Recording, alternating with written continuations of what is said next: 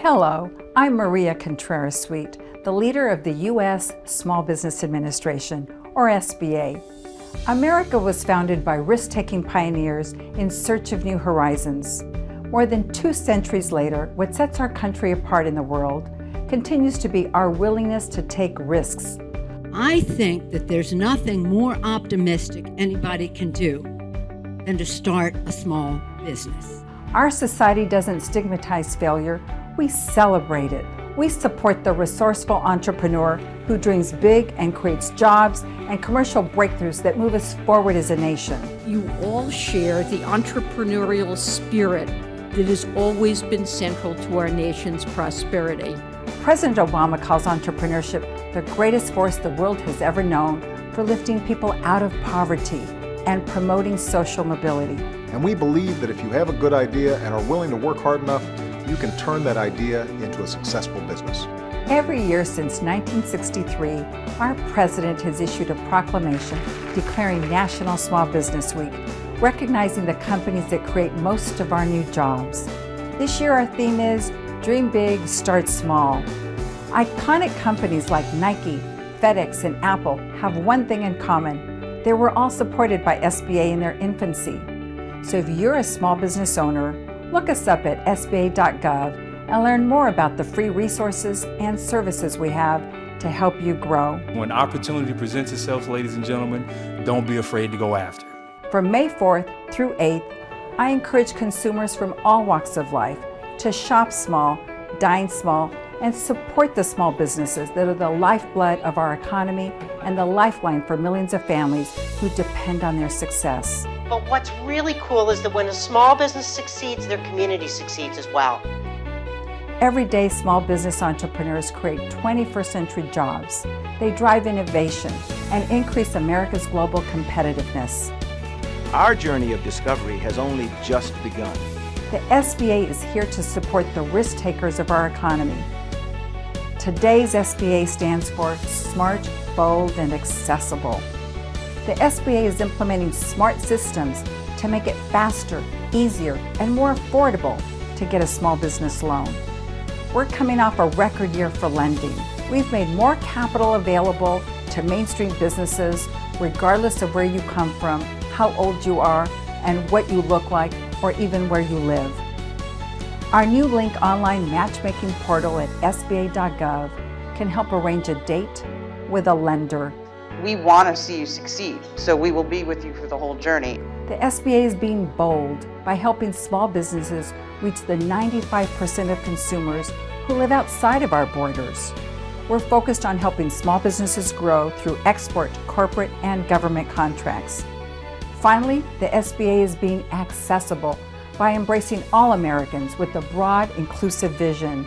This year, during National Small Business Week, we're rolling out our Spanish language SBA website, and we're working every day to empower the growing number of small business owners who are women, minorities, veterans, seniors, immigrants, and LGBT. When we help underserved entrepreneurs succeed in business, it can lift up entire communities. No matter where you live, the SBA has a nationwide network of business advisors who can provide advice on a range of topics. Mentoring makes a difference, so if you don't have one, get one. This year, during National Small Business Week, we recommit ourselves to those fearless entrepreneurs who plan well, work hard, and dream big. Vivian Haar set up a lemonade stand to raise money to eradicate child slavery. She showed us how social media can turn a lemonade stand into an instrument of social change. Lemonade lesson 5. It's not how small your business is, it's how big you think it can change the world. If I can, you can. I came to this country as a 5-year-old immigrant who didn't speak a word of English. Today, I serve in the cabinet of the President of the United States. My story is possible only because of America's commitment to the entrepreneurial spirit. Success in business comes one step at a time. So dream big, take that next step today, because who knows, the next great American success story could be staring back at you in the mirror.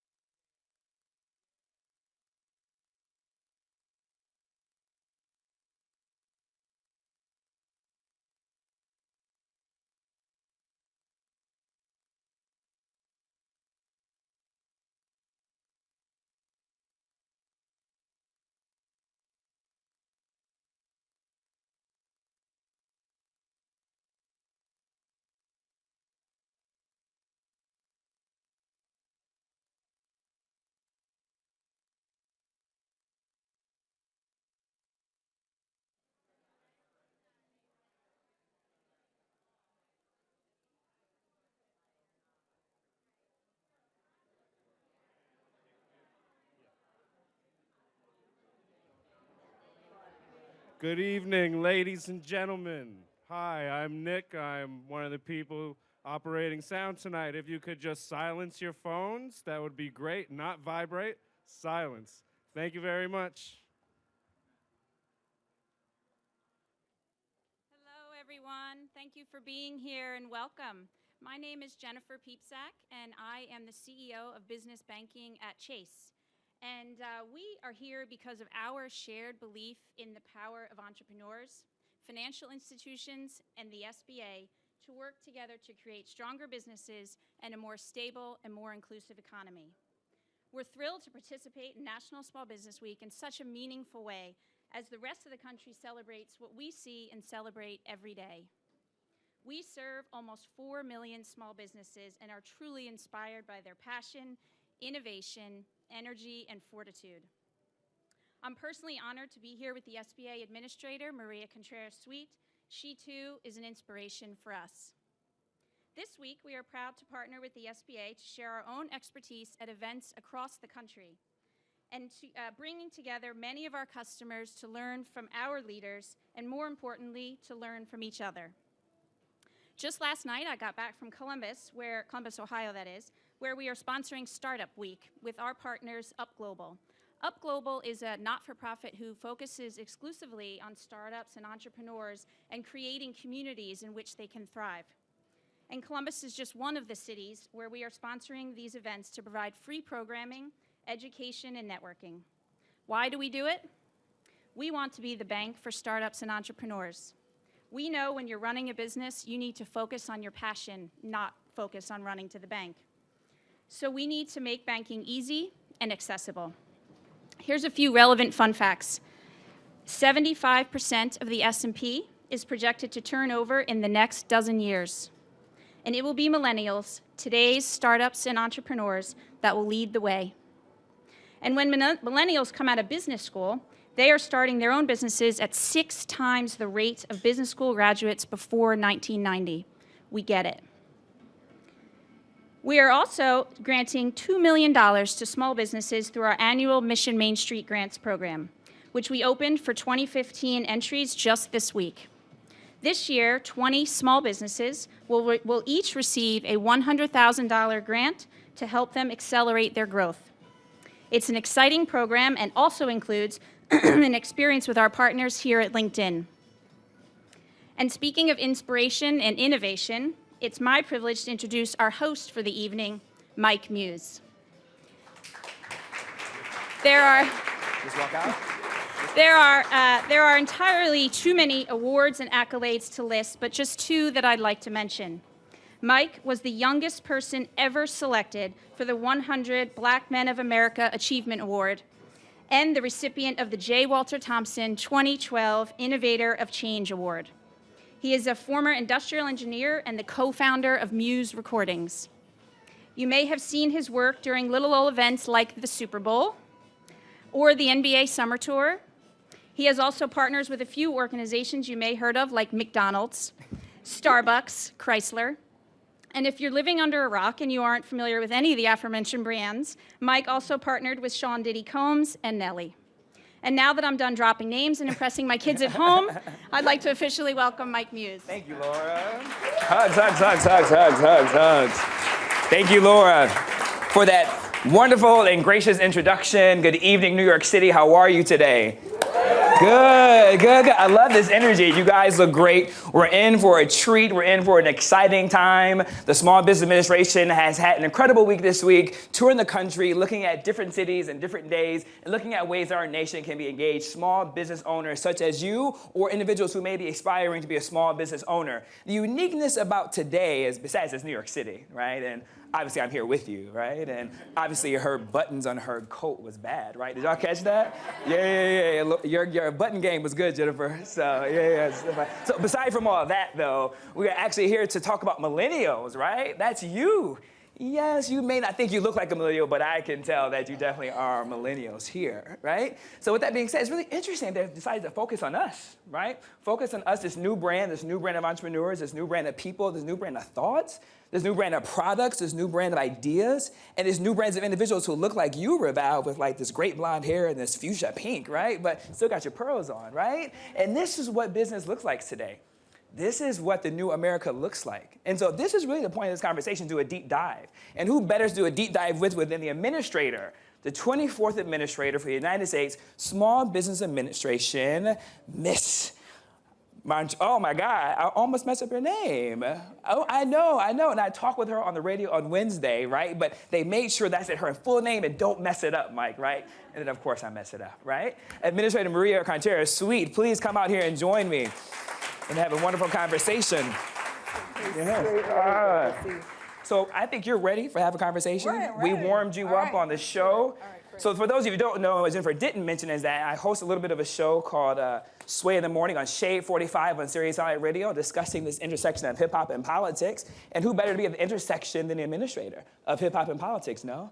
But that's really what, you guys are laughing, right? But that's really what hip hop is, right? Hip hop is this new era that transcends class, transcends culture, transcends race, right? And it transcends identities, right? And that's what business is. And that's what business is doing, is just transcending and where we are right now, right? With that being said, I am obsessed with your story, right? You have this great immigrant tale, right? You came in as an immigrant from families and you decided to work your way up to be the administrator of the Small Business Administration. What is that like? You know, we have thousands of people around the country that are so committed to helping entrepreneurs, millennial entrepreneurs. They're creating a movement. Yes. You know, it is now a movement. It's an awakening.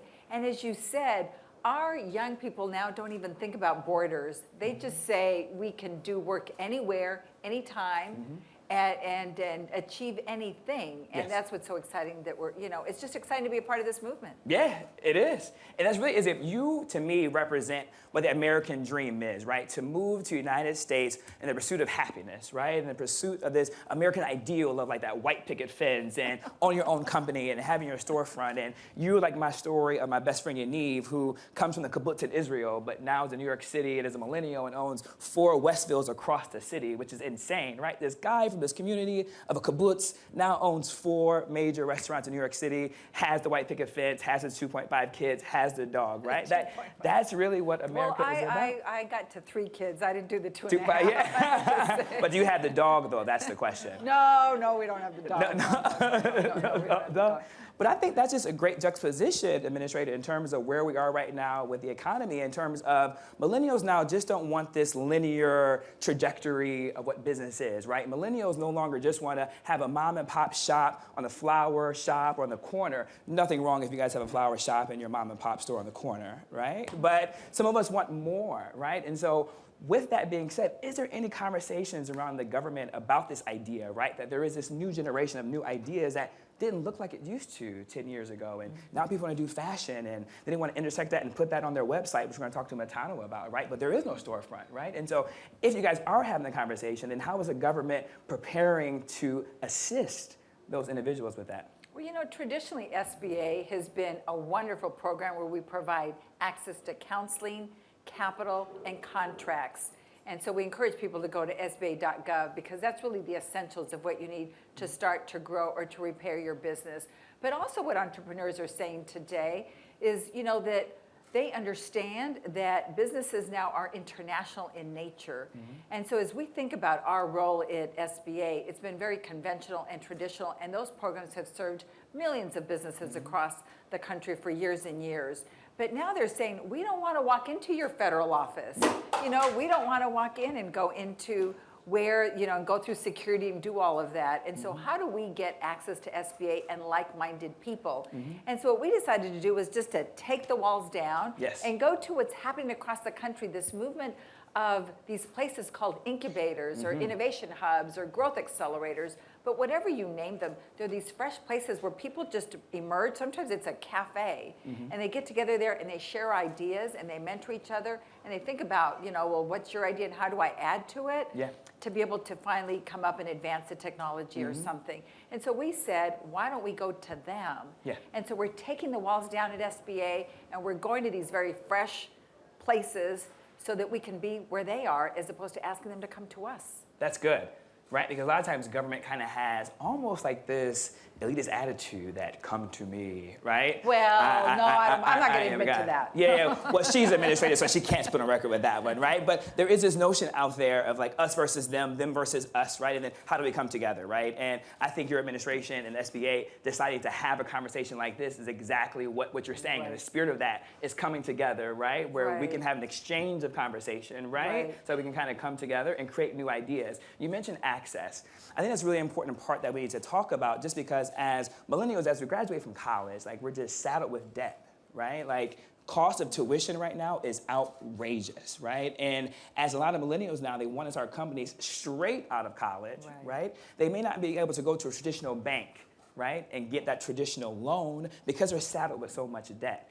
Are you guys at the SBA having conversations about that? And if so, what are ways that individuals who have so much debt can gain access to that type of capital? Well, just I want to get to that, but just to answer the other question about some of the things that we need to do is that millennials don't want to hear a bunch of data points as you and I were talking. They want to hear all of the, the econometric models that exist and what their probability ratio is of how they're going to succeed. They just want to hear stories of success. They want to hear stories like yours. And so what we're trying to do also at the federal government is to say, not just take the walls down, but how do we bring to life stories that are replicatable? Not that yours is exactly, because it's quite extraordinary. Thank you. But we are so grateful. I can't tell you, Mike, how grateful we are that you stood up and you raised your hand and allowed the President of the United States to name you one of the champions of change and to be a champion to help us get the story out to the millennial community. Thank you. So we want to honor and celebrate that. Thank you.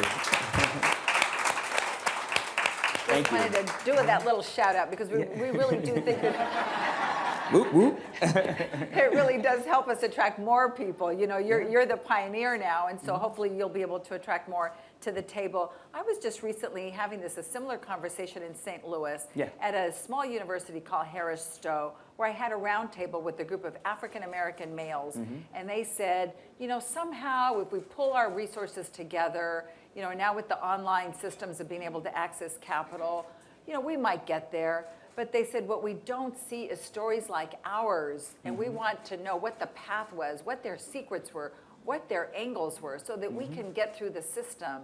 And so that's why your story is so valuable, and that's why we need to lift stories up like yours across America.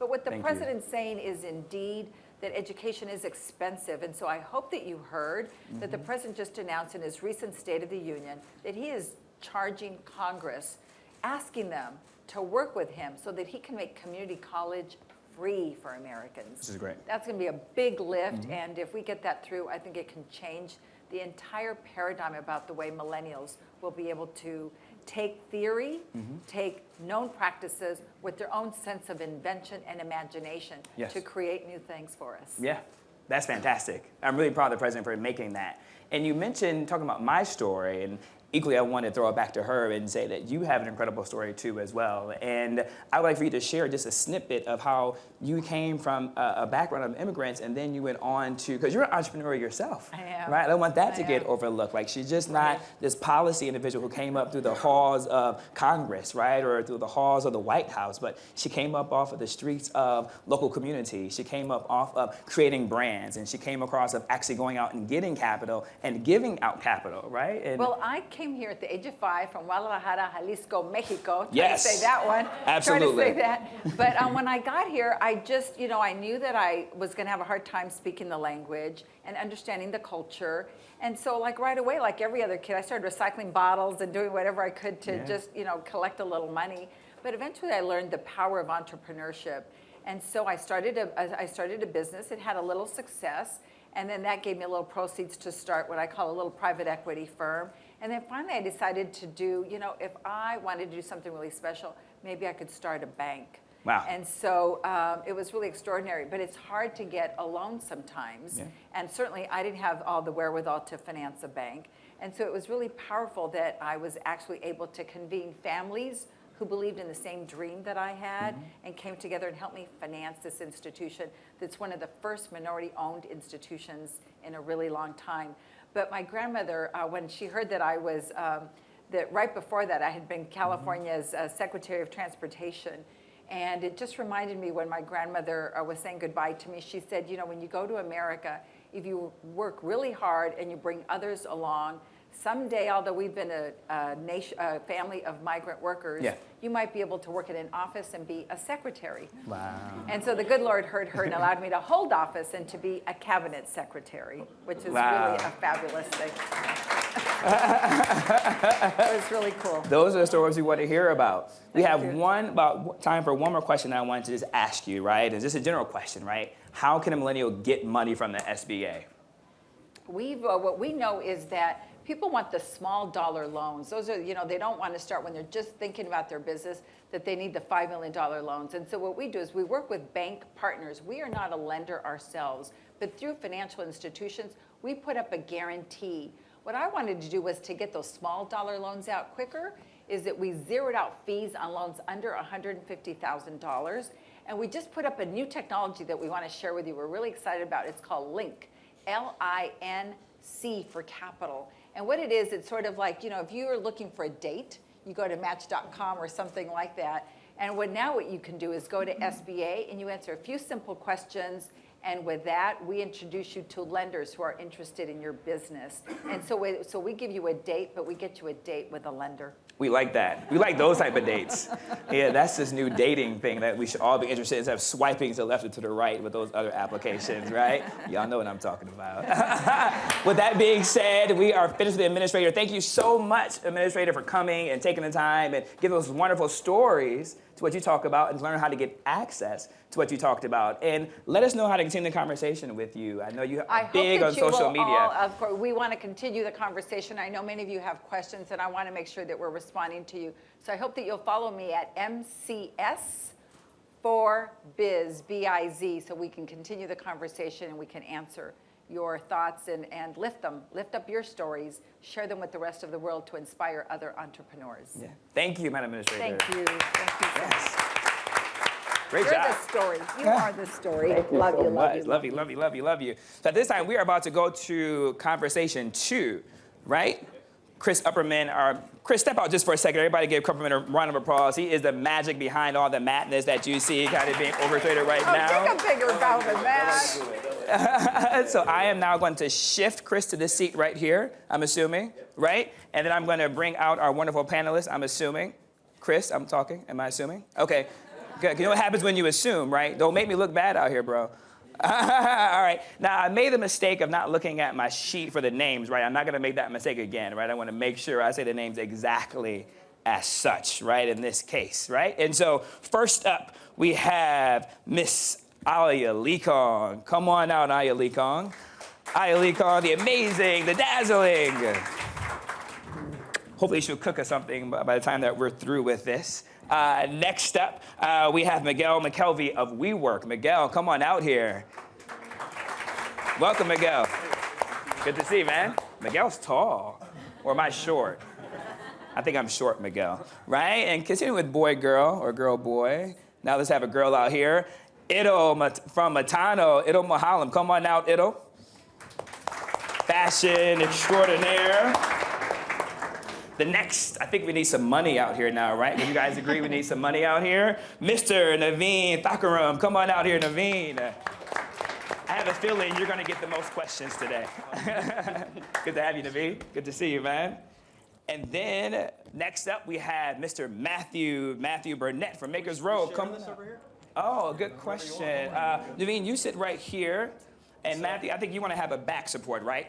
I like back support. So let's do this chair right here. It doesn't matter, I can do that. I also move furniture, I host, I talk about business, and I keep you laughing, right? Man, I hope Chase cut that check. Wait a minute, right? As an entrepreneur, you gotta know how to ask for the money, right?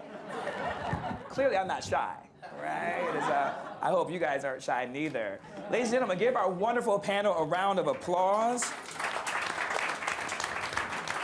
They have taken time out of their day to come and talk to you, and you need to give a round of applause for them to come and listen to what y'all got to say. Right? Well, I'm just gonna start it off with Aliya. I think Aliya has this really interesting story to me. One, because I'm hungry and I didn't get a chance to eat, so that's just number one.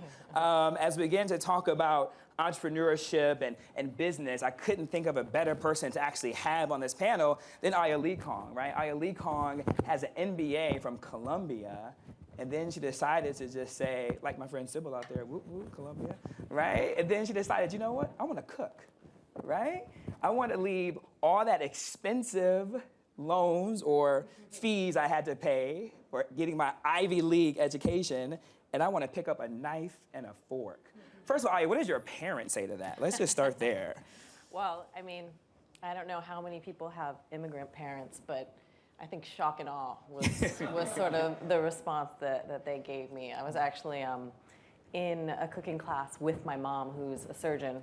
And you know, I was working at the time. I'd finished business school, and I looked at her and I said, "This is it. I'm going to quit my job and become a chef. I love what's happening right now." And she looked at me and thought I had lost my mind. She laughed, this like kind of hysterical laugh, and said, "That's not happening." Fact. Yes, fact. And that was kind of it. They weren't ready for it. Yeah. They weren't ready for it, but.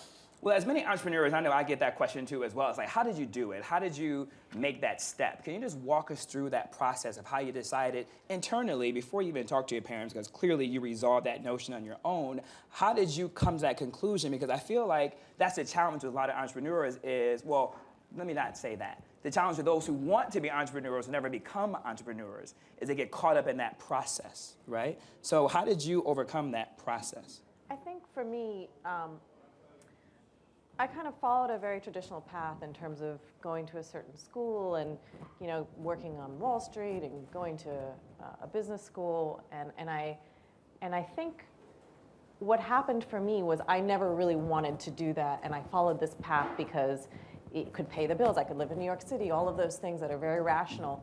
And once I figured out what made my synapses fire, for me, there just wasn't a question. There was no internal struggle. There was just, now that I know what I want, I have the obligation to go and do that for myself. And so that was really how the decision came about. It was very like black and white. Wow, that's the difference from good to great, right? It's having that resolve, right? Like you have to have like this unyielding desire to be great and to say that I can. Like my friend Matthew on the end. Matthew, I like your story because you were like a boss, right? Like you just work for a lot of great companies like Marc Jacobs. They're flying you all around the world and you're getting your watches made. And then you said it's not enough, right? How did you say to the point where it's not enough? Because we have a lot of individuals out there who work a 9-to-5, right? Who in New York City, we all have boss jobs, right? Whether we're an entrepreneur or we work for a corporation, right? It's pretty boss here in New York City, right? How did you decide to actually, I'm gonna leave that behind. I'm gonna leave that behind. I'm gonna chase a check that it might not come every 2 weeks. I'm gonna leave that behind and may not have Chase give me that direct deposit. Because that's important. That's what makes it difficult. You see I'm working Chase, right? Trying to get that check, right? And so how does that come about? I guess I really just pinched my nose. Can we turn the mics up if possible? The panelists' mics, please. And can we keep it down out there in the hallway? Thank you. All right, that's boss. Yes. All right. It's not a game, Matthew. It's not a game. So yeah, I guess I just pinched my nose and jumped into the deep end. Just as a kid growing up, my grandfather was my hero, and he actually went to horology school, so trade school, to learn how to make watches. So he built a miniature version of his desk right behind his in his shop. So me and as well as my brothers would watch him fix watches, and then we would go back to our desk and then try to do exactly what he had done. The success levels we won't talk about today. But that's really where I fell in love with like entrepreneurship, small business, and manufacturing. So I loved working for Marc Jacobs, designing watches for all these big brands, but I also recognized that there was a ceiling there. Once I became like senior designer over at Izod, I said, this is it. Like this is the biggest that I can get, and I still felt like I couldn't like really spread my wings creatively. So. But no, Matthew, walk me through that, though. I still want to do a deep dive with you, though, right? Because I think that's such an important part of entrepreneurship, though. Like, was it on a Wednesday, you had enough of your boss? Like, I want to have an honest conversation here, Matthew, right? Sure. Like, I'm about getting to the heart of it. I'm about panelist. I like to engage everyone. I don't like for everybody to answer the same question. That's boring, right? And so let's have some real conversation, Matthew. It was a Wednesday, your boss got your nerve, and you said, you know what? No more. No mas. I'm done. Like, how did you come up with the nerve to say, I'm going to be my own boss? It was on my birthday. See, now we're getting to the meat of it, right? Good. And so that's when I really decided that, you know what, my grandfather was able to do it. He's always been my hero, and he always told me to work for myself, and it seemed really scary, but I said, if I don't do it now, I'm never going to do it. And so I just jumped into the deep end and just said, let's go start getting some watches made. So. Wow. Yeah. Give it up for Matthew for that, right? For having the courage in order to do that. And I was reading in Matthew's storyline, he actually talks about, too, in terms of the difficulty, and we'll talk about that, too, Matthew, in the sense of, like, when you actually decided to try and manufacture the watch on your own, the complication that you had, and how you had to fly back and forth to China. And speaking of China, Ito, her twin and her partner, Matana, was unable to be here because there is a emergency in China. She had to go to the factory. So it'll tell us what happens, right, when, one, this twin power and this dynamic of you and your wonderful sister, right? You guys decide to create this dope fashion line, and that's everyday wear, like, for women, and stylish and simple and adds a little flair. How does that work when an emergency pops up? Because for you, life's been perfect, right? We see you stunting on social media, traveling to Africa, and giving speeches in Sweden, and then an emergency call happens. Like, how do you handle that, one? How do you prepare for that, two? And then how do you activate strategies? Well, first of all, thank you, Mike, for this opportunity, Chase and SBA. Sure, I get a check, too. Actually, back with Chase.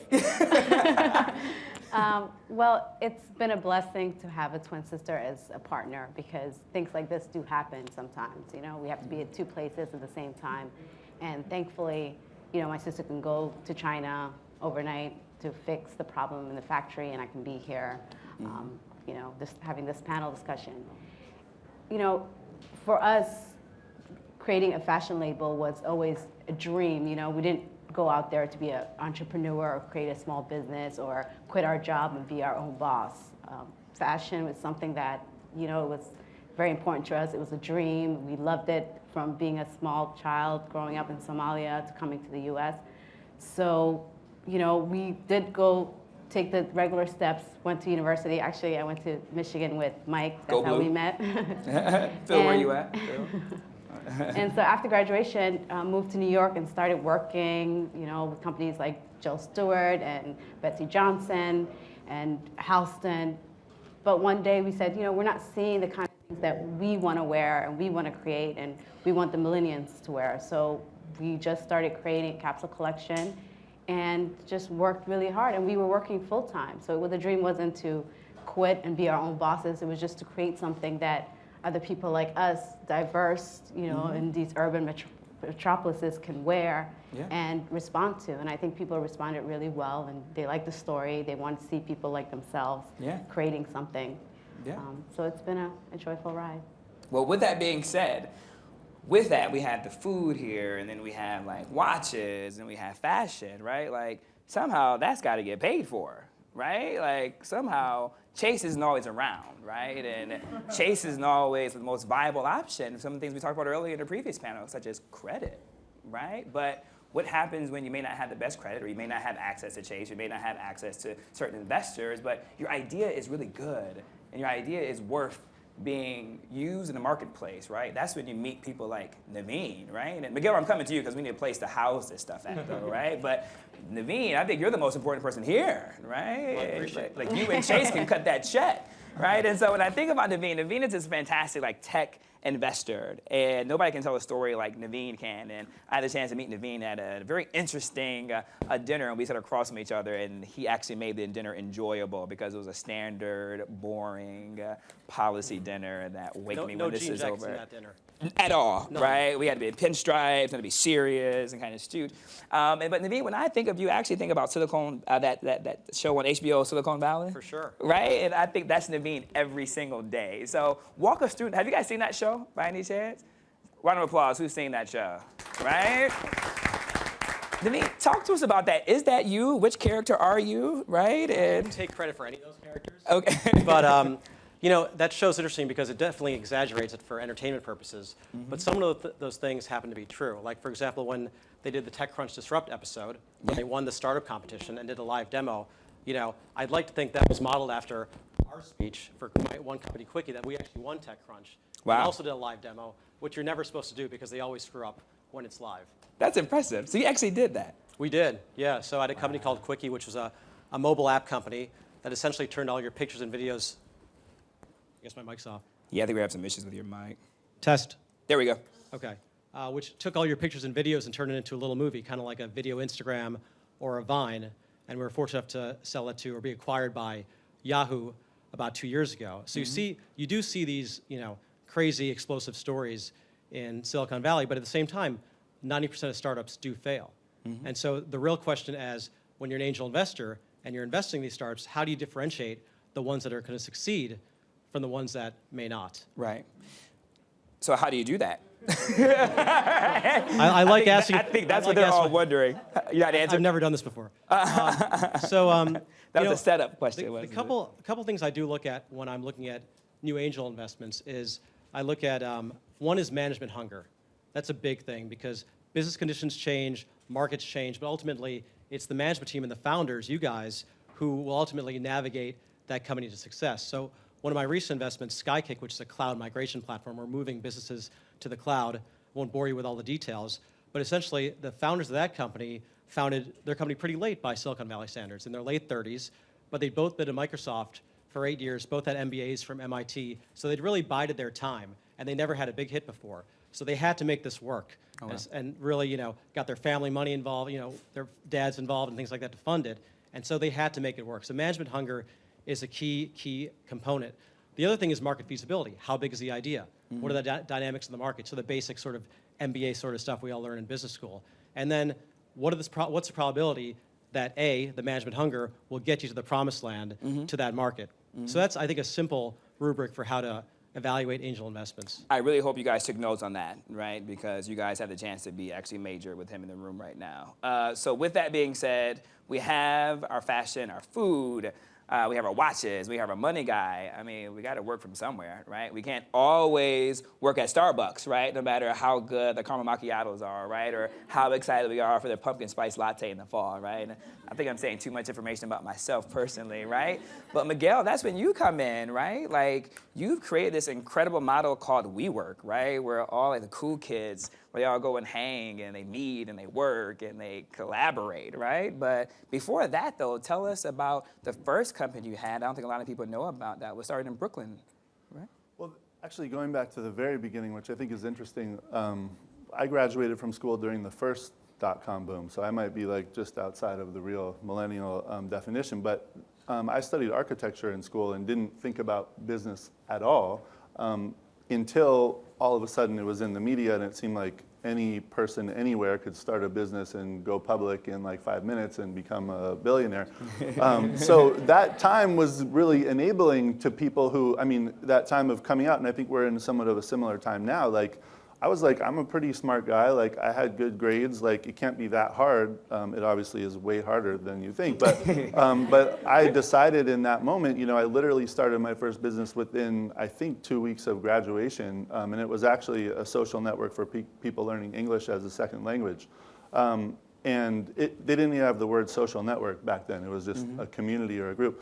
But the point really of that was that I just felt like, you know, I was empowered to do whatever I want. Limitations had been removed, expectations had been removed, and I think from that moment forward, I've never engaged with a more traditional path. I've always just continued to sort of start things and create things from scratch. And I think that's what led to what we do is going through that struggle multiple times and facing like just dealing with bullshit like getting your internet hooked up or your internet going down and spending 3 hours on the phone with Verizon. Like those are terrible stories when you're like trying to get a business off the ground, right? Like you don't have time for that. Like when you're like dedicated and you're stressed out and you're working 20 hours a day, you can't handle all those other hassles. So that was really the creation story for us, was like, how can we help people get rid of all these other stupid challenges and really focus on the ones that matter? And that's, I mean, hopefully we're still trying to reach that, that goal of helping people do that. But also, too, WeWork is kind of, the narrative, though, is that it's this place of collaboration, right? Where a lot of your clients or your partners, I don't know which one you call them, are gathered, and you guys encourage this environment of fostering collaboration, right? As entrepreneurs, there is this notion of isolation, right? And so there is this notion of, how do I collaborate with someone who may not do what I do or may not understand? And so the value of collaboration, Aliya, when you do what you do, like you're a brand, right? And you being a brand, to me, is the new model of business, right? Like people are brands, people are businesses now, right? And so how do you go about your day in a very isolated state? And then how is it important for you to collaborate? Or do you find that it's okay that you don't need to collaborate? Like where are you at in that space where many other entrepreneurs may be, brands themselves, are trying to understand that dynamic too and trying to be on television like you and write a cookbook like you and move to Brooklyn like you?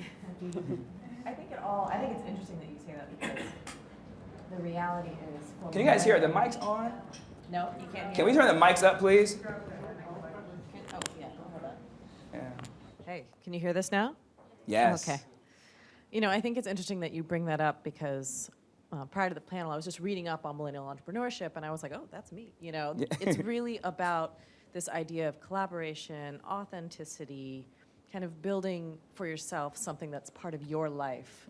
That's the brand of entrepreneurship that I think millennials are focused on. As a chef, there are, obviously, when I was in kitchens, it was all about collaboration and working with a team, and there are no restaurants without a serious amount of collaboration. And then writing my cookbook, it was pretty nascent, so that was on my own, cooking and writing and photographing it by myself and styling it by myself and laying it out. And you kind of have to figure out that balance. I'm fortunate now to have a team to work with, and you need that. You need someone outside of your own head to give you the ideas, to give you the fuel, to give you the inspiration to keep evolving as an entrepreneur. But Naveen, with that being said, though, there's this notion of fear of failure and making sure the cookbook is stylized correctly. And if it's not stylized with the right sunlight and the right filter, then it won't sell, and I'm going to fail, right? So it's this ridiculous notions of this endless cycle that we have that's kind of almost emotionally damaging to us, right? As one who also invested management practices of individuals that you may want to acquire, how do you, and yourself, have you ever failed? Have you ever had those fears? And then how do you assess the viability of individuals who are trying to pitch you with this notion of, am I good enough? Well, I think track record's a big factor. The past does not predict the future, but often it leaves clues and traces. So you really have to focus on, what they've done in the past, what their skill set is, and how that may match up to the market they're trying to attack. Again, for one of my last companies, Quickie, the founder, Doug Imbers, had amazing vision, was a English or philosophy major in college, but yet could also program a computer, was the president of the high school computer club. So he had and if you think about those skills, what do you create with that? Right. A social media app, 10 years later. So you really have to make sure that the skill set matches what the person might be trying to do. Right. Well, Matthew, that goes to you because you have now created this thing called Maker's Row, and that really pulls together individuals who are looking for manufacturing. So there's this collaboration in the spirit of WeWork, right? There's this collaboration of kind of coming together in a very isolated, Aliya kind of space, right? So can you talk about the role and position in that lane that Maker's Row actually plays a part in? Sure. So if you can't find the manufacturer, you can't make the products. We see so many software platforms that have come about, from Kickstarter, Shopify, Etsy, so many things that have lowered the barrier to entrepreneurship. But what we've noticed was that at the very genesis, when you want to create a product, you have to find a manufacturer to produce that professionally. And so we saw that that was something that was causing a lot of companies to fail. About 75% of entrepreneurs fail before they produce their first prototype. And a large part of that is because they have no access to manufacturing or don't have a degree in manufacturing. And I studied manufacturing at Pratt. So for 4 years, 5 years. But it was something where even graduating, they didn't teach me entrepreneurship. And I think that there's something that you touched on, Naveen, where you look for a specific type of pattern. Like I think that there's a certain pedigree that investors look for. And so I think that that's been one of the challenges for a lot of companies, especially for Makers Row, where manufacturing really isn't in that space. It's I had to explain to people that there are still manufacturers in the United States. But then just when I look in the mirror, am I fitting the profile? I'm watching Silicon Valley, am I going to be able to wear a T-shirt and jeans in there? That's something. You can clap, brother. He felt that matter. It's something where, I went to maybe the first couple of meetings, I said, no, they're not feeling that. And so now, I'm suiting it up. So it's just I'm trying to understand, when investors see you from the moment that you walk in there, they're assessing the way that you dress, the school that you went to, all these sorts of things. But it's usually in a vacuum, because it's usually if you went to MIT, if you went to Stanford, specific schools they look for. But I feel like there's a hell of a lot more opportunity outside of that dynamic. Absolutely. So I'm really, really energized about that, because I feel like there's a whole new wave of entrepreneurs. Everyone talks about how entrepreneurship is there, but there's a whole nother community that has just not been tapped into. And I feel like now is that time, but yeah. That brings me to you, right? I mean, I'm sure there's a lot of people out here and out there and possibly online who have an interest in fashion, right? You come to New York City, you think you're stylish, so because you're stylish, now I can create a fashion line, right? So obviously, it's not that easy, right? No. Exactly.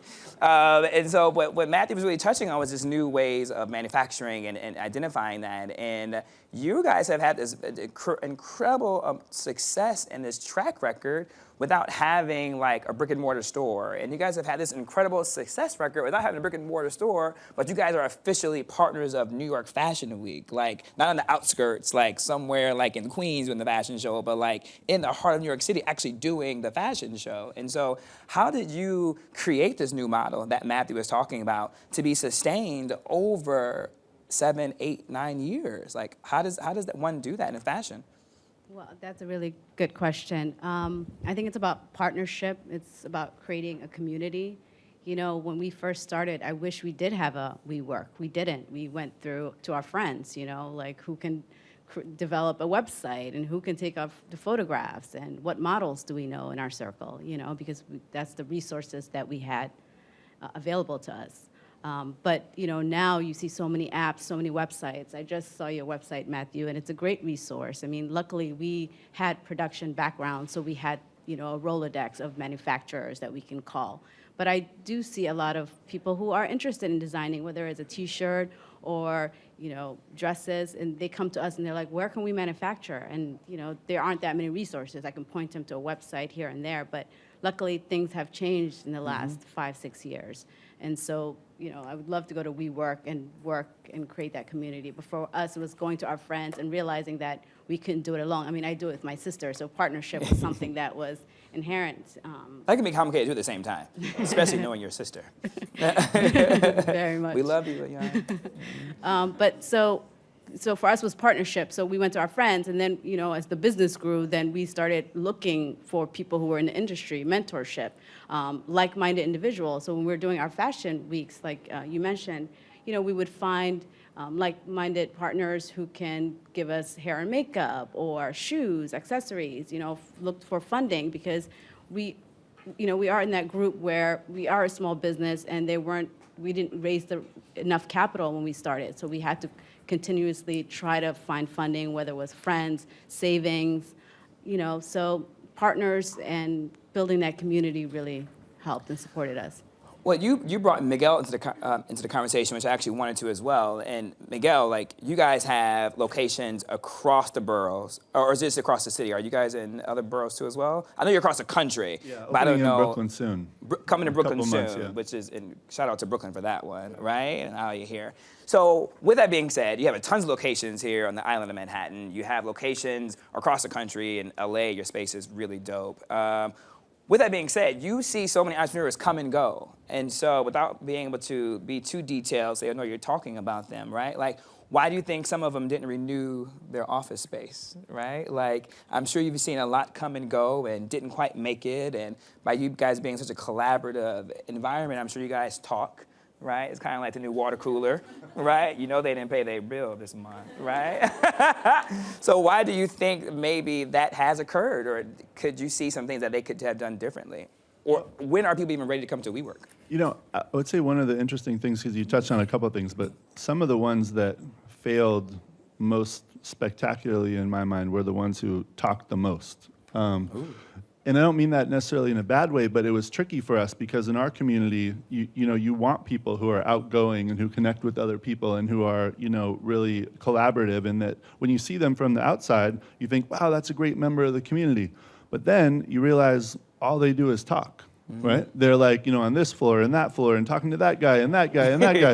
And you're thinking like, well, when does that guy actually do any work? Yeah. Like most businesses, you actually have to, sit down and so I think that's one of the things that we see is that, it's still about hard work, like it's still about putting in the hours, like, and feeling motivated to I still stay up until 2 a.m. at the office because I love it and I'm excited about it. That's great. And you have to be able to walk the halls of our building. You can look, if someone is not there, they're most likely not working. And I think that's a pretty, fundamental thing that, nothing comes easy. Like there's nothing easy about being an entrepreneur.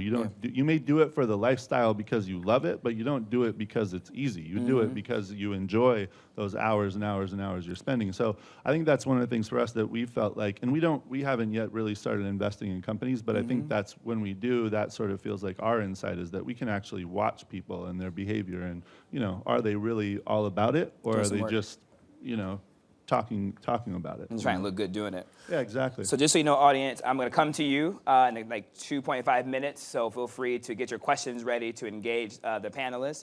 I'm going to ask Naveen the second to last question. One of, I think it was Idil or Matthew or Miguel, somebody mentioned mentorship. Right? Was that you, Idil? So I mentioned mentorship. And I kind of have this interesting dynamics with mentorships, Naveen, and I think we can be honest, right? At least from my perspective. I think we say that word so much. You need a mentor, you gotta have a mentor. You need a mentor, you gotta have a mentor. You need a mentor, you gotta have a mentor. If you don't have a mentor, you won't be successful, or you're gonna fail because you didn't have a mentor, right? I think sometimes we put too much stock in mentors. This is me personally.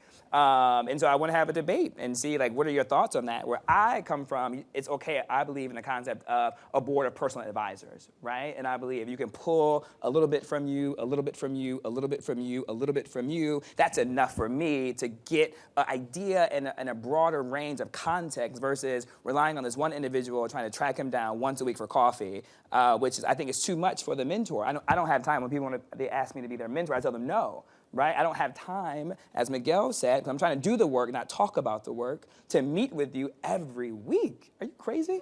Right? So am I crazy, Naveen, in terms of feeling that you don't need a mentor and a board of advisors is okay? So, thoughts? Well, I think a board of advisors is a good start to try to find key mentors or critical advisors, because when you build a board of advisors for any company, say you have 3 or 5 or 7 or 9, whatever the number is, you only end up talking to 1 or 2 of those folks. Because ultimately in a startup, you can't predict where the business may go. In 12 or 18 months, you might do different skills at different times. So that's my view on the board of advisors. We've certainly have many where we've used 10% of those advisors' advice. The other thing I would say is that more important than even a mentor or your board of advisors in your startup is going to be your partner or partners. And having a mix of skill sets there is critical, but also a mix of energies. When I think about entrepreneurship, I think about it being a balance of passion and judgment. You need passion to get through those tough times, to make the tough decision to quit your job, to start your own business. But you also need the judgment to say, hey, wait, stop for a second. Let's be very rational and scenario map the next 2 years and see what might happen. And often, all those skills clearly don't come in one person every single time. And people change over time. So having a mix of that energy within your core management team, I think is critical. I love it. Now I'm gonna ask the panelists one question. I'm gonna turn it over to the audience. And don't give me rationale behind it. Don't give me an explanation. As Miguel says, less talking, right? And so just say one word. I'm gonna start with you, Aliya, because I know you can handle the pressure being in that hot kitchen. You can handle it up first. You ready? Entrepreneurs, are they born or are they made? Interesting. I wasn't ready for that one. And I didn't establish the ground rules that they can't be both. So after Aliya, they can't be both. She's such a trendsetter. I gotta stop that trend immediately. I need to drag her on social media. Miguel. Made for sure. Made. Made. Definitely made. Made. Ooh, outlier. No wonder he's an entrepreneur, right? Questions from the audience? Anyone have any questions? I'm sure we do. We don't have a lot of time. I wish we had more time. We can talk to these guys all night long, right? Or just talk to me all night long. I don't know. Either way. Stand up and say your name and... Hi, my name's Candace Batts. My company name is Social Candy, and this is an awesome panel. And my question is, recently I was actually at another panel yesterday and was listening to this entrepreneur speak about things he had to give up in order to make that transition between corporate America and entrepreneurship. So, for instance, like, having a nice car, like not having it anymore. So does anybody have a story or talk about like inspiration on like, was it hard for you or did you have that experience? Anyone? It was hard giving up that paycheck every 2 weeks. As an entrepreneur, you realize that you won't have anything consistent in terms of capital. So cash flow was an issue for the first. I mean, it still is. So it's one of those things. You won't wake up every morning knowing where your next paycheck's going to come from. You won't have your life necessarily mapped out. So that's one thing we had to give up. I also I want to add to that because if your cohort, your group of friends are still in the corporate world, I think what's really difficult is to sit down to dinner with them and, or coffee or whatever it is and hear their stories and maybe their progression a few years later. You're looking at them like, but I'm still trying to do this or that. And there's so many ups and downs to it and you just got to keep going and trust that, what you're putting your heart into and your hard work into, most importantly, is going to come to fruition. Another question? Yeah. Come get the mic. Don't make the lady get up, bro. Don't make the lady get up. How you gonna make the lady get up? Boy, have a seat. Nah, I'm teasing. My name is Bakari Pace. I'm the founder of a company called Domain Burrow. My question is for you, Miguel. So a young company, I think you perfectly said it, when's the company ready to come to WeWork? Yeah. That's a good question I asked, right? Yeah, that was a really good question. I would say there are a lot of people in WeWork who aren't a company yet, although I agree with the idea that people are a company as soon as they decide to be, whether they know what they're going to do or not. The moment that you cross that boundary in yourself where you're like, okay, I can't do whatever I did before anymore, and now I'm going to do this new thing. Joining that environment where you have such a great support system around you is inevitably going to make you more successful because you can ask basically any question you have, whether it's, I don't know, how you file an LLC or how do you deal with IP and trademarks or how do you set up, QuickBooks the first time around or, all those questions you have people all around you who can answer them. And those are the things that, again, it's all about time and focus. Like, you don't want to waste time on all the stupid stuff that other people already figured out. You want to spend your time on your innovation, on your passion, on your fashion, on your cooking, whatever it is. So you need to have you need to get all that other simple stuff just out of the way quickly and then move on to the more important stuff. So yesterday was the right time. I want to piggyback on that and transition that to Naveen, actually. Naveen, when the angel investors and money and all that kind of good stuff, do you think it's a mistake when people immediately feel like they have to go out and get an office space if they're not near a WeWork, right? Do you think they should allocate office space in their budget immediately? I used to think, no, they shouldn't. They can work out of their home, which is a lot of people do. It's very common. But actually, when you think about it, when you think about the stages of business, it starts with the team first. The team builds and start in tech startups, but even other startups, the technology, the IP. the product, then the users and the revenues. And you think about where a startup is, it's at that first spot, the team. Now, how do you make the team most efficient? Get some space to work, to mentally, have some focus, be away from your, wife and kids or husband or whoever, and really focus on what you're doing. So I think, WeWork's an amazing company that allows that to happen. So hats off to you guys. One more question, and then we have to go up to next. Hi, my name's Amoy. I'm the HR manager at Tao Restaurant Group. I'm also starting a small, I want reservations and a free steak. So I'm also starting a small staffing agency, and in the process of that, I kind of wanted to reach out to some of the old staffing agencies that I used to work with and to get an understanding of how the business goes. But somebody told me that that's also my competition, so I probably shouldn't be reaching out to them to kind of collaborate or learn from them. Did you guys work with other people doing the same thing as you, or did you kind of just have that isolation, that isolated learning curve process?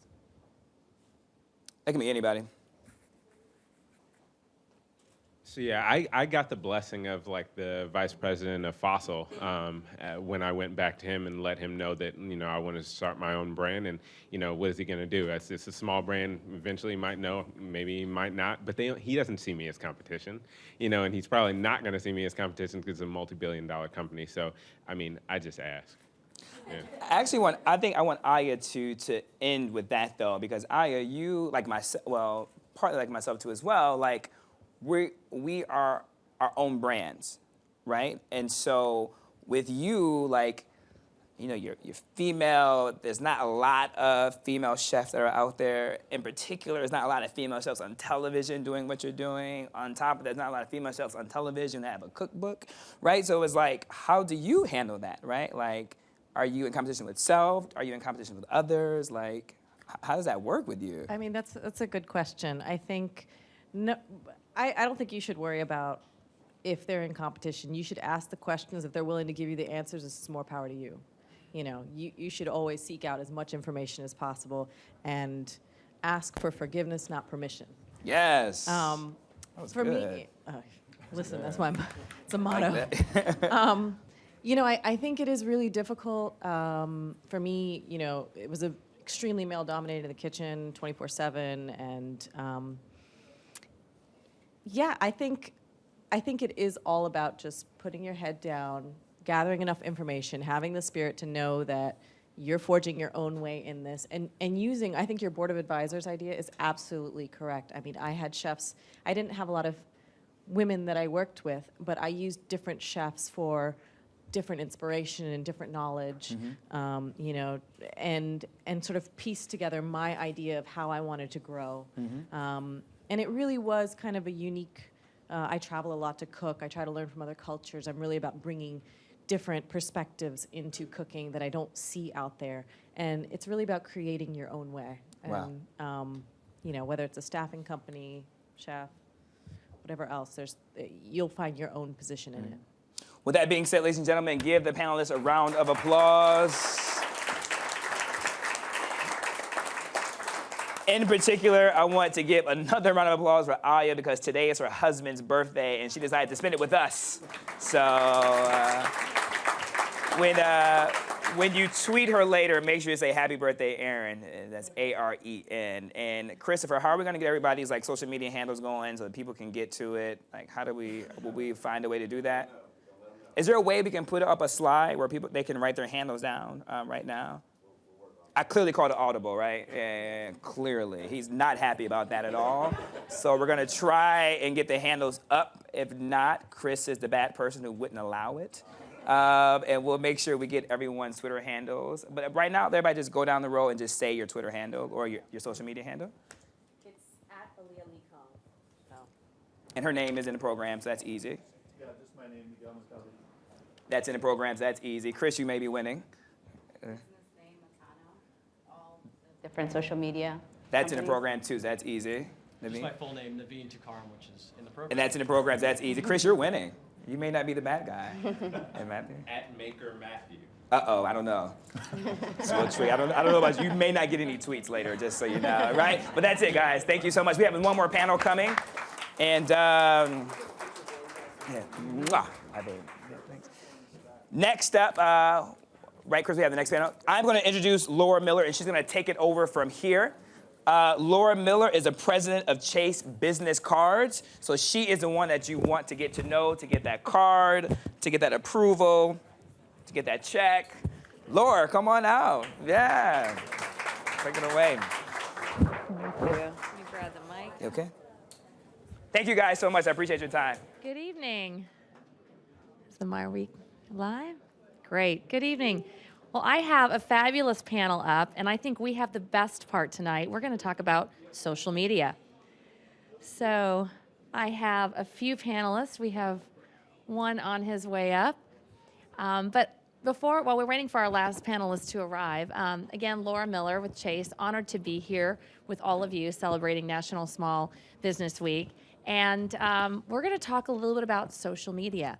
As we know, social media is what I would call kind of where we as individuals, but also small businesses, are doing a significant amount of marketing.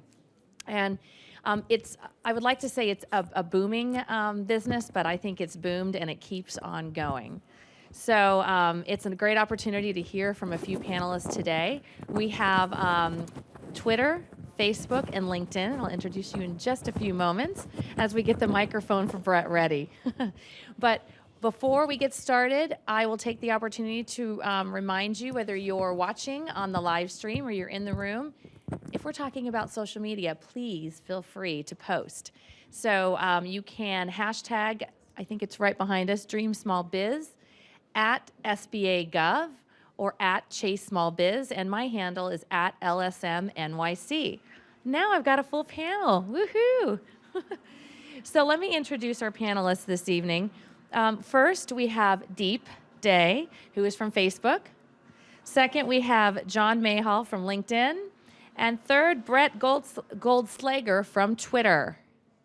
So welcome. Thank you. So let's go ahead and hear from our panelists. So the first question I'd love to ask all of you, and Brett, we'll start with you so we can give your mic a good test. How are small businesses using your platforms today? Sure, thanks Laura. So hey everybody, I'm Brett from Twitter. Feel free to follow me at Goldslager, and as Laura said, please tweet all night long. How are small businesses leveraging Twitter? I think the two things that small businesses do on Twitter the most is you're trying to talk to both your current customers and your current prospects. So Twitter is a great way to if you're a retailer and you're having a sale, to be real time so people know that you're out there with your sale in the right moment, but then it's also a time to talk to customers and prospects as well. So hey guys, John Mayhall from LinkedIn. First of all, thank you for joining us here at LinkedIn. It's awesome to host everyone. So you probably all know LinkedIn from the consumer side, where it's really all about identity, networks, and sharing knowledge. Our value proposition to our customers in the enterprise is that we help companies hire, market, and sell. And so there's some common threads across those three pursuits. You know, it really starts with building a presence on LinkedIn, which a lot of small businesses do. Then it's about finding the right people, whether you're hiring, marketing, or selling to those people, engaging them with content, relative or relevant advertising or direct messaging, and then really building a relationship. And so, you know, tonight I can go a little bit into specifically how small businesses are doing all three of those things. Yeah, so I think on Facebook, it's actually the way small businesses act on Facebook is no different than when a big brand has a presence on Facebook. They look at a couple of things, and they do a couple of things. First, they have a presence on Facebook, which is obviously building the page, having a light touch presence on mobile phone when someone can't go to your website. They tend to go to your page, your Facebook page, and so building that light touch presence. Second thing is communicating, so managing any interactions, or if people have questions or they're really happy about your product or your service, they want to reach out to you, or if they're not pleased with your product or service, they want to reach out to you. Having that as a sounding board, and now especially with our modifications to Messenger, being able to directly communicate. And then of course the third thing is advertising, which, you know, with 1.4 billion people, really honing in on the exact people that you like. So if I own a bike shop, I can reach out to the people that are within a 10-mile radius of my bike shop that like bikes, right? And while that's not 1.4 billion people, those 20,000 people probably mean something to you. Well, I heard a few things. First, be present, right, in all three of these sites. And also communicate. So whether it's marketing, sharing information or knowledge, communication is key to being successful. So there's often, and we hear about all of the many stories on the personal side, common mistakes or pitfalls that can happen. So Deep, can I start with you? Share some of the most common pitfalls or mistakes that you're seeing small business owners do and how they can avoid them. Yeah, so I think a lot of people, when they advertise with us, they don't know how to use Facebook. They think, should I go after comments, likes, and shares? How do I maximize my reach? And they're, really trying to figure out the best way to use the platform. And I think the biggest mistake is not asking yourself, how am I going to make money? And using that as your objective and driving to that. Because at the end of the day, likes, comments, and shares, I know people that get none of it and do fantastic on Facebook because they're just selling stuff. And so that is by far the biggest pitfall. When you just have you may have a picture of a dog and say, if you find this cute, like it, you're going to get a lot of likes. But at the end of the day, that's not going to move products off the shelf. And so I think not having that focus is generally what I've seen is a pretty big pitfall. John, how about you? I think you need to think about your online network the same way you do your offline network. The people that you meet, you want to cultivate sort of a professional brand and a reputation with those people, and there's an exchange of value. To have a really strong network, you need to be giving value, you need to be helping people out as much as you're expecting them to help you. So in LinkedIn, I think one of the common mistakes is people go on there just to extract value from the network. They're going on there to solicit, to ask favors, so on and so forth, without giving back. And really that professional activity and your professional brand is on display, whether you're an individual or a company. So I think really being mindful that LinkedIn, your online presence is really sort of a manifestation about how you act in the offline world. One very specific example that we're talking about tonight is, we've all received connection requests from people that we don't know, and they just say, hey, I'd like to add you to my professional network.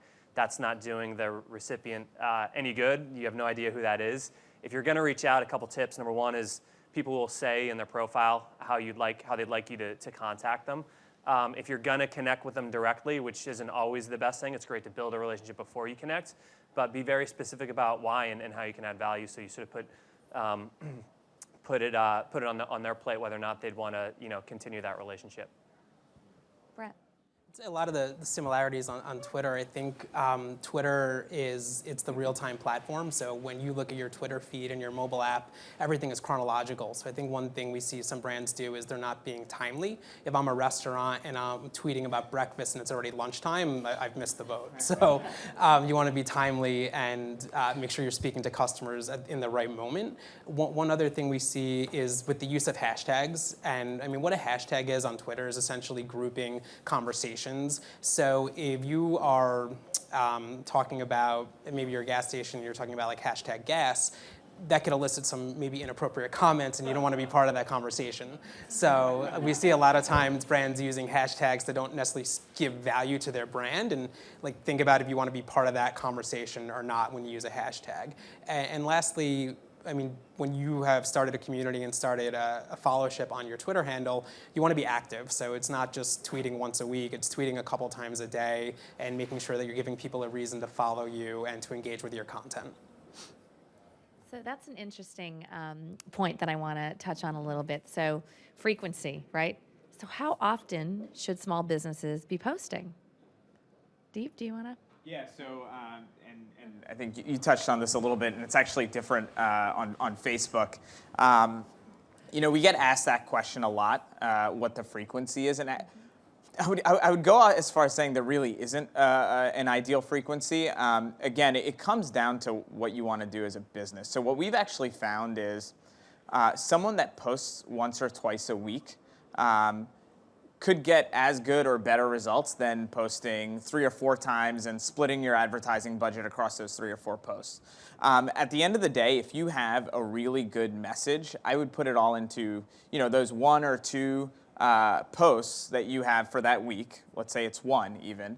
And I would consolidate and make sure you're reaching those people, because then at the end of the day, that one post that you're sending out for the week, if you're consolidating your budget, you're going to have a better shot at reaching more people within your target than if you, let's say, split it across 3 or 4 posts during that week and then boosted them, because you may hit the same person multiple times and you're not getting optimal value. Yeah, I'd agree. I think the answer is it depends, and I think the tactic is experimentation to figure out what's going to work for your specific business audience. The stat I can throw at you is I think it's 20 times a month reaches 60% of your unique audience on LinkedIn. So use that as a starting place and then tweak as necessary. Yeah, I think it's pretty similar on Twitter. Our best practice is usually to tweet 3 to 5 times a day, but it also matters what you have to say. So you look at even what Chase Small Business is doing today. It's a big week for Chase. It's a big week for Chase Small Business. They have a lot to say and a lot to tweet about, so we're going to see a lot more than 5 tweets in a given day.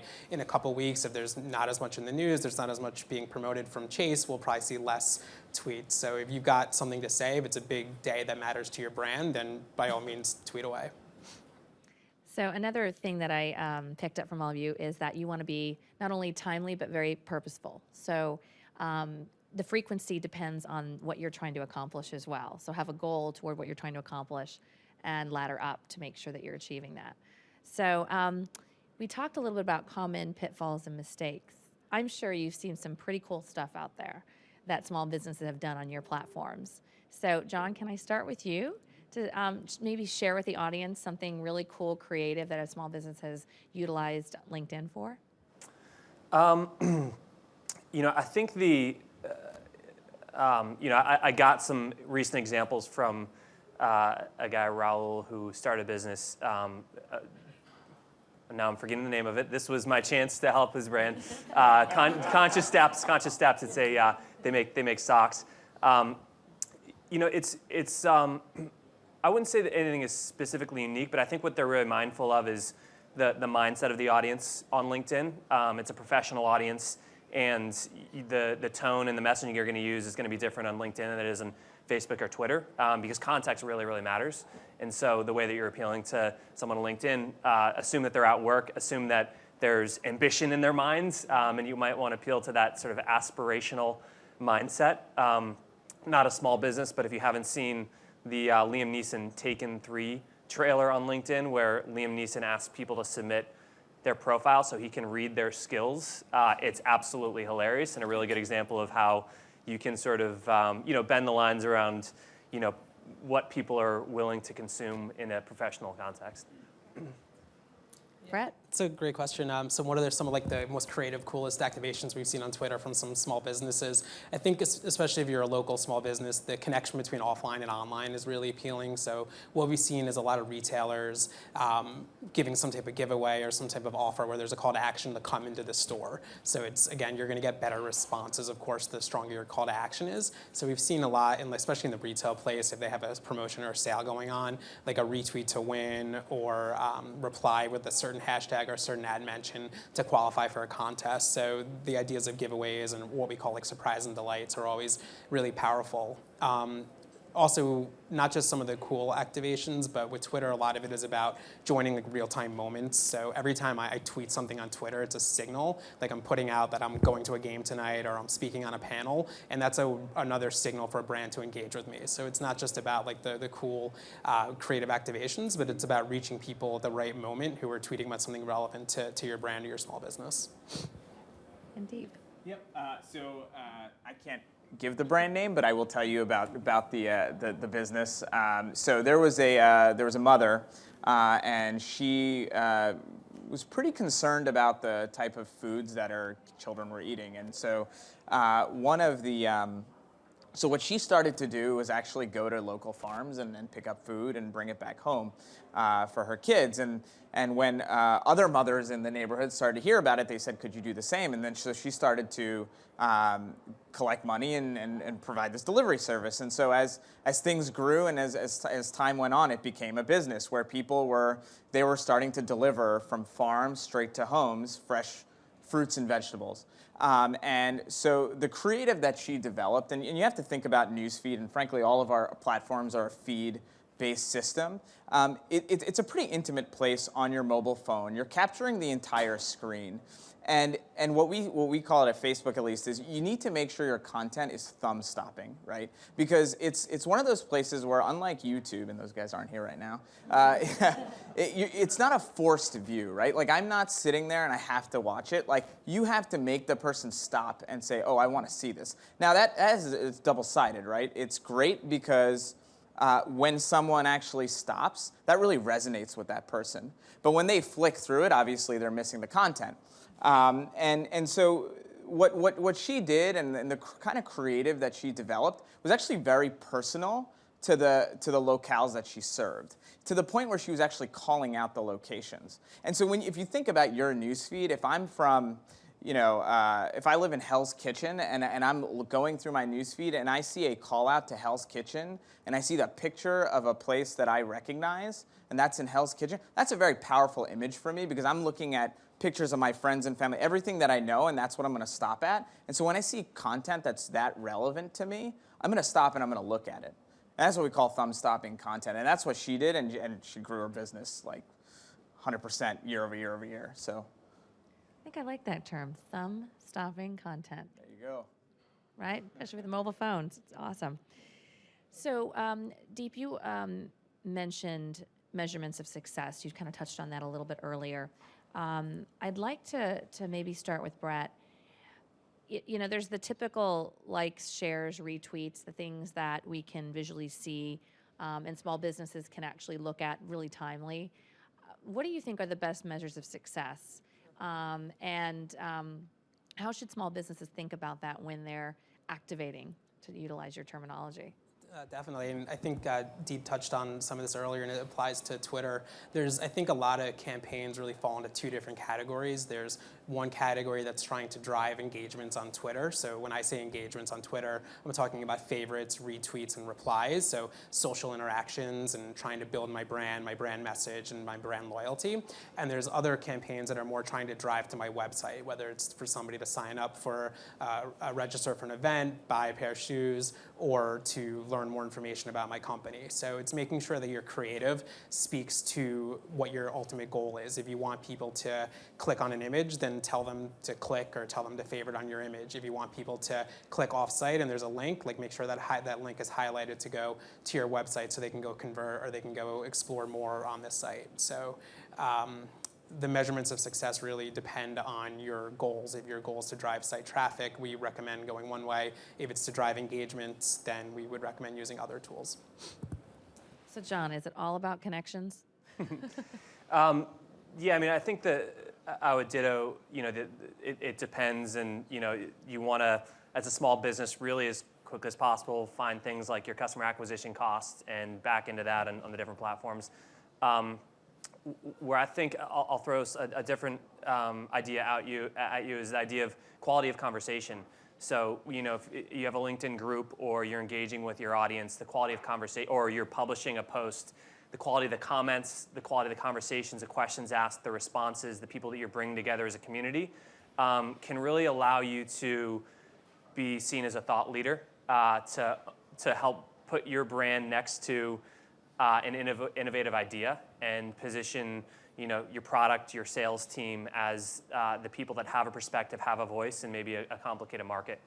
And so I think there's some really good examples of that. I'm in sales, and I always go to HubSpot's group. I think they have a really, really good example of a well-managed group where they're owning a huge amount of conversation around marketing automation that's valuable beyond their customer base. So I would check them out. And Deep, is it all about likes? So I'm going to go ahead and challenge everybody here that when you advertise on Facebook, don't go for likes, comments, and shares. So I mean, we think about it a little differently from the way we used to think about it, I would say maybe 2-3 years ago. Comments, likes, shares, fans, that will get you some efficiencies in the auction, and that's getting very technical. But at the end of the day, we have something called a conversion pixel. And we have conversion tools that help you, even if it's offline sales, map back to the people that actually saw an ad impression on Facebook, right? And using your conversion pixel, if you have an online presence, mobile presence, online presence, you can measure your advertising effectiveness using that pixel. So I would say don't even look at likes, comments, shares, or fans. Look at conversions, look at how much money you're making and how much of that is attributable to Facebook. Because the small businesses that do really well on our platform are just focused on bottom line. And they look at how many people saw my ad and how many of those converted versus people that look exactly like the people that saw my ad but didn't see my ad, and how many of those people converted. And based off of that difference, you can tell, okay, what's the lift, what's the value in advertising on Facebook? So I am a small business, and now I'm on social media. I have 100 friends, fans, I have 100 connections, I have 100 followers. So how do I manage this? What do I need to think about to ensure that I'm reaching my goals and also improving the brand of my business, not deteriorating it? John, would you like to start? Yeah, I'll start. So if you're starting from scratch, with a lot of these social platforms, it's all about building a presence there. With LinkedIn, that's with your company page, then starting to build an audience, attracting followers, and then really sort of listening, figuring out who your follower base is, and going experimenting, finding more of them through either posting updates or paying for the media, and then continue to iterate and improve. So I think that's sort of the starting place is the experimentation with us. So should I manage it myself? Or should I hire, are there people out there, who can watch this for me 24 hours 7? Yeah, it depends on the size, Yeah. I think.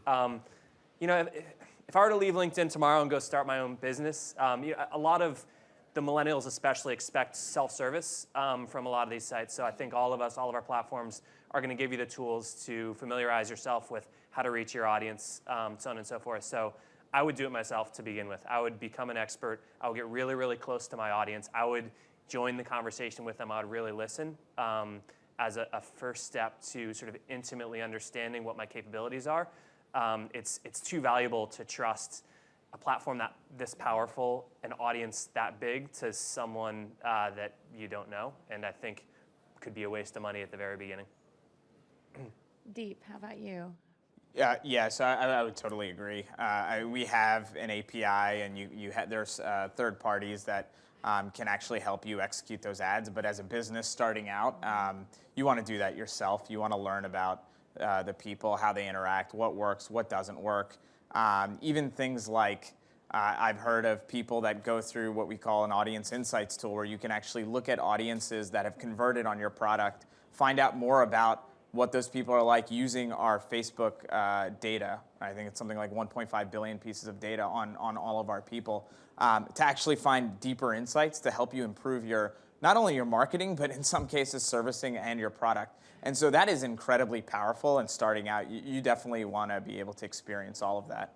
One thing I'd add too is the journey of doing that brings you to places like this, where you need to go and explore and meet new people and ask questions. How have you been doing that? And I think that network in and of itself adds value to your business in really unexpected ways. Brett, any comments? And also maybe how do I handle complaints?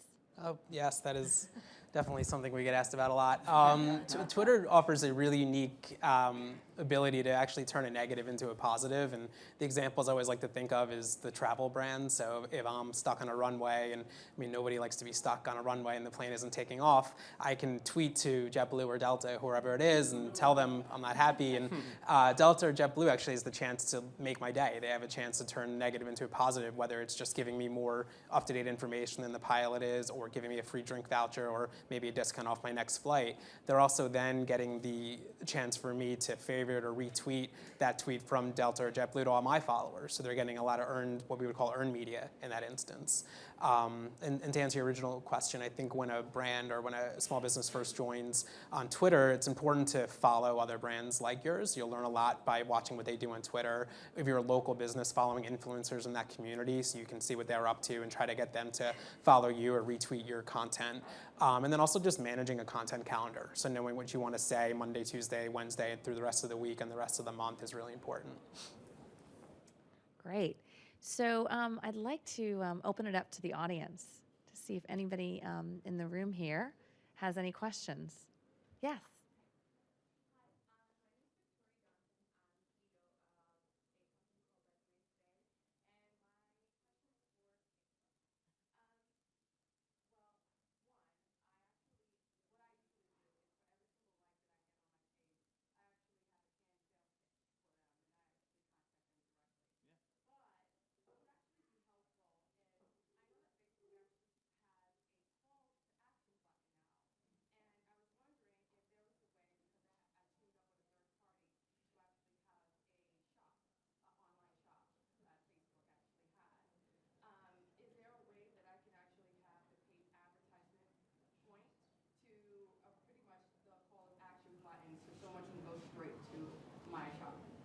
So you have a call to action button on your page. Gotcha. And I have a third-party company that I actually pretty much they gave me the tools that I needed to set up an online shop.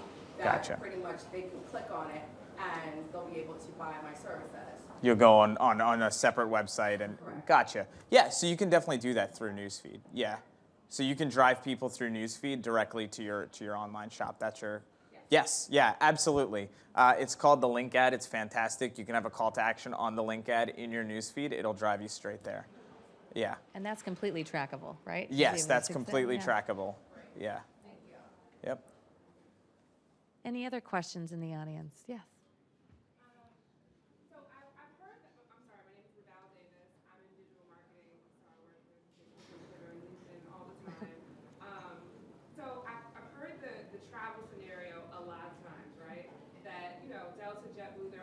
Great at dealing with that stuff.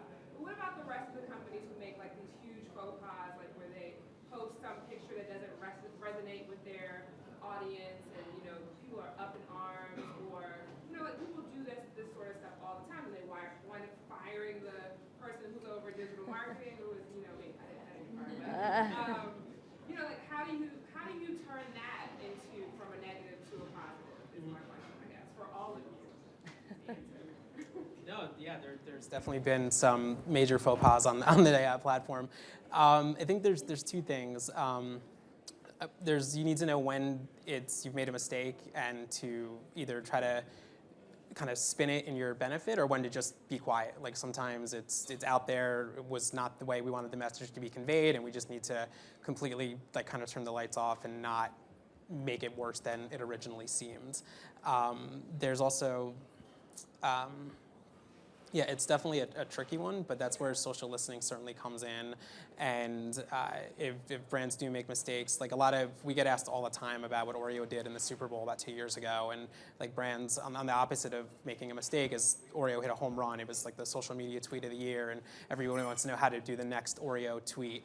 And my answer to them is usually like, you have no idea how many times Oreo failed to do that, where they put a tweet out there that nobody cared about or nobody responded to. So with social media, there is like some risk you have to take in order to eventually get a huge reward. And while you want to mitigate the downside of having a major error, there is some risk you have to take in order to really achieve greatness on the platform.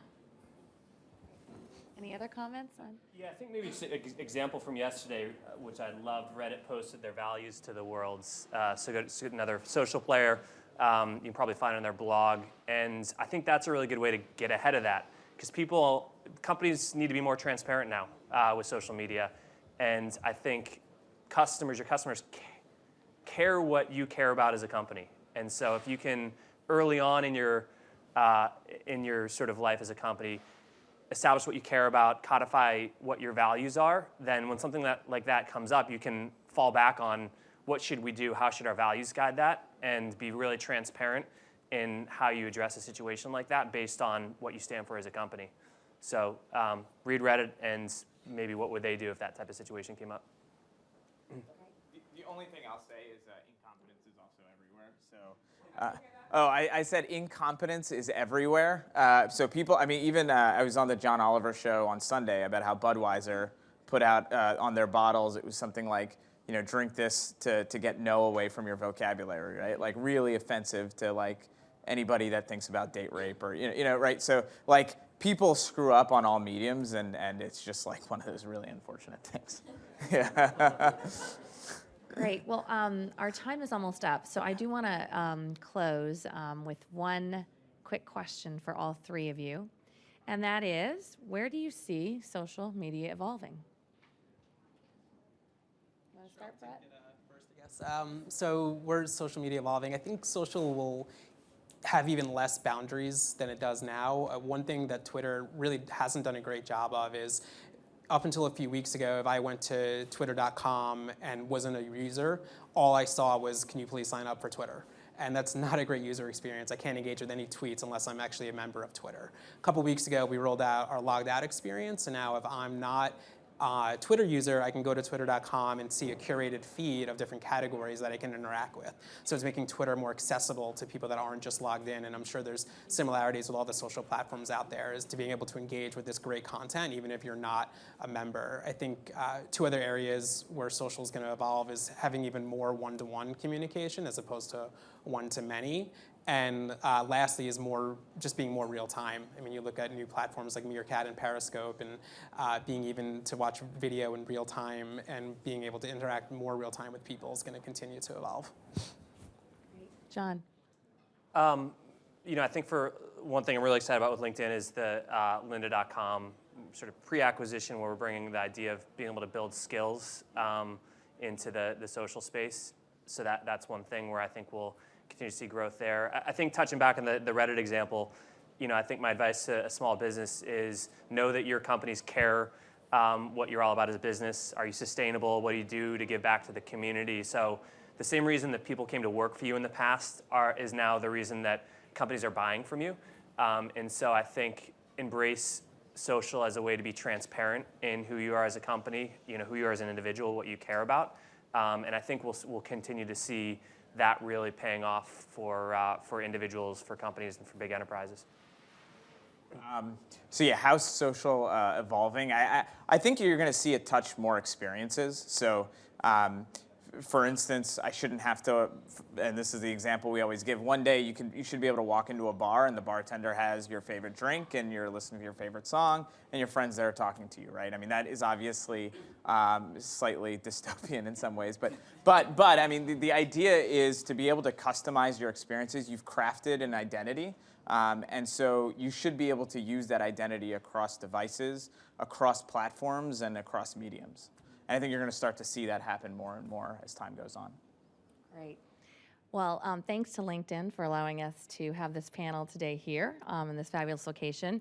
Thanks to all of you for allowing Chase to be a part of the journey this week with National Small Business Week.